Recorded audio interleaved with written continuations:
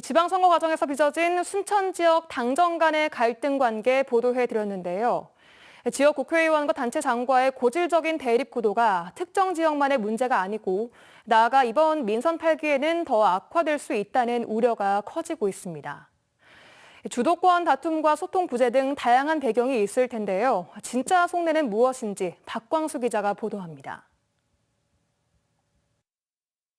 민선 7기 권오봉 여수시장과 주철현 국회의원은 줄곧 대립관계였습니다. 4년 전 선거 때부터 부각된 적대적 경쟁 관계가 시청 별관 건립 등 지역 현안에 대한 이견으로 증폭되며 줄곧 악화일로였습니다. 권 시장은 후반기 들어 을구 김회재 의원과도 소원해진 것으로 전해졌고 이 같은 분위기는 국회의원들의 영향력이 미치는 시의회와의 첨예한 갈등 구도로 드러났습니다.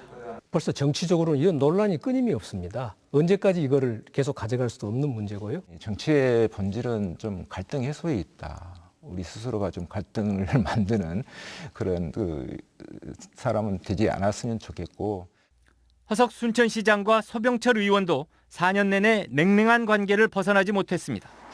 재판을 받고 있던 허 시장이 올 초 직위상실의 위기를 벗어난 뒤 차기 출마 의사를 내비치자마자 소 의원은 먼저 시민에게 사과부터 하라며 강하게 공박하는 등 불편한 관계는 고비고비마다 노출됐습니다.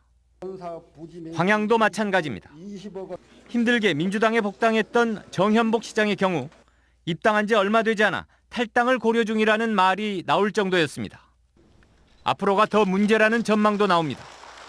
탈당의 진통과 치열한 박빙의 선거 과정 속에서 민주당과 당선자들의 관계가 더 악화된 데다 일부에선 결국 소속 정당까지 나뉘어버렸기 때문입니다.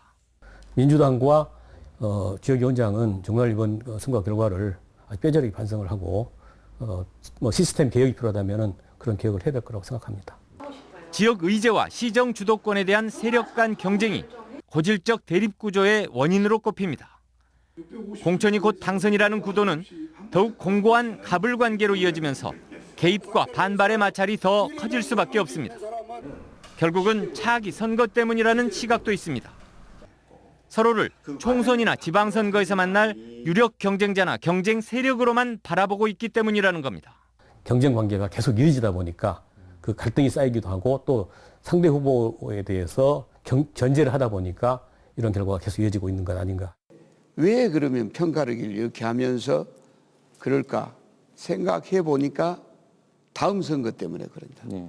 오히려 51% 챙긴 분들이 저를 지지해서 다음에 당선될 수 있지 않느냐. 민주당을 중심으로 하는 호남 정치가 뿌리부터 흔들리는 위기의 정점. 리더십의 분열과 이전 투구는 결국 시민들의 피해로 이어질 수밖에 없습니다. 언고 탈 것 없이 소멸의 위험이 거론되는 지역의 벼랑 끝 현실은 주도권 다툼에 몰두하는 정치권에 처절한 성찰을 요구하고 있습니다. MBC 뉴스 박광수입니다.